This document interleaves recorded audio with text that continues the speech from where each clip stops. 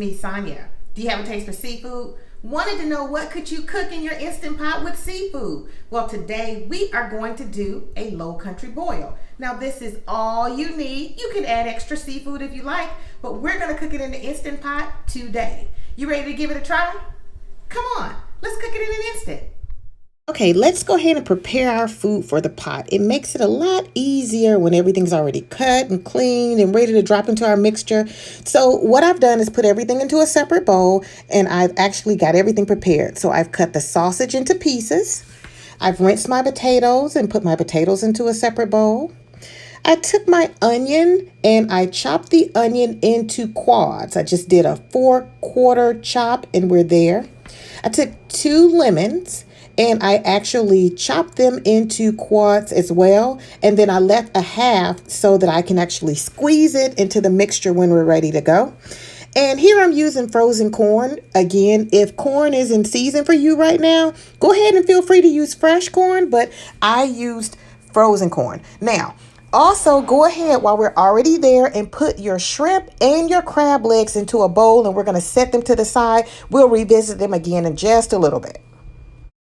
So now that we have everything ready and prepared to go into our pot, let's head over to the pot and turn the saute function on.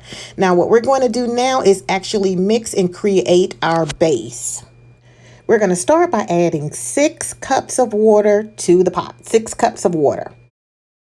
For my base, I am using Louisiana crawfish, shrimp, and crab boil. Now, I know there are others out there that you can use, and by all means, feel free, but I feel like this one adds just a little extra kick that I like, so we're going to go ahead and use that. We're going to use the 5-ounce packet, and we're going to add it into the pot.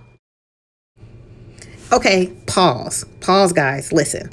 If you know that your taste buds are of the faint of heart, meaning that they cannot handle the spice, please do not put the entire pack in. Start out with a half a pack. You can taste it a little bit later and see if you wanted to have a little bit of a kick.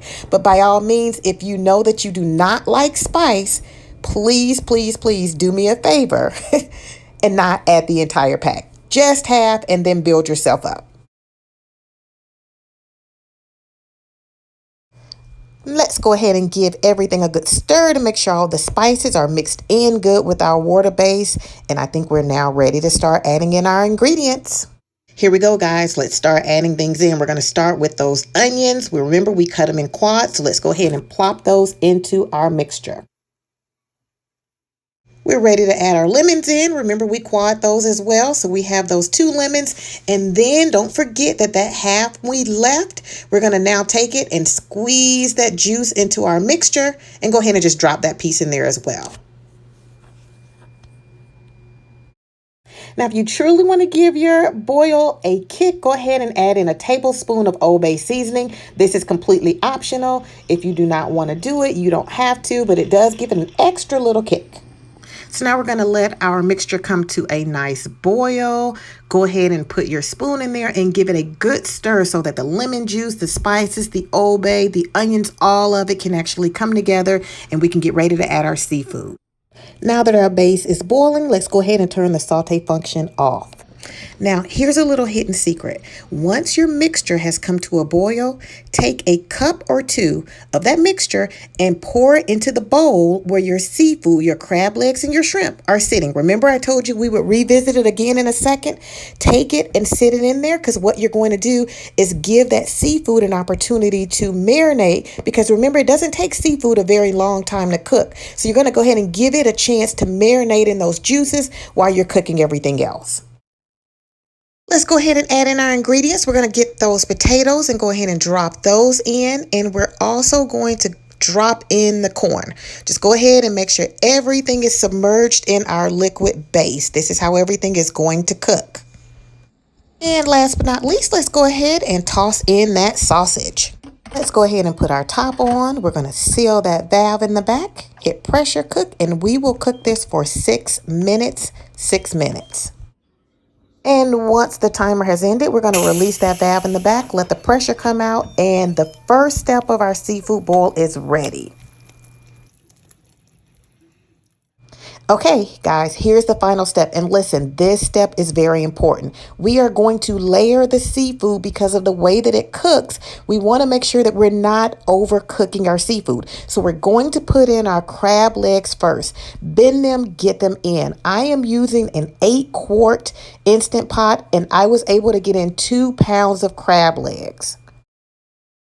Once we have our crab legs in, we're going to put the shrimp on top of the crab legs. They take the least amount of time to cook, so they need to be as close to the top as possible. I again have 2 pounds of shrimp I've added in here.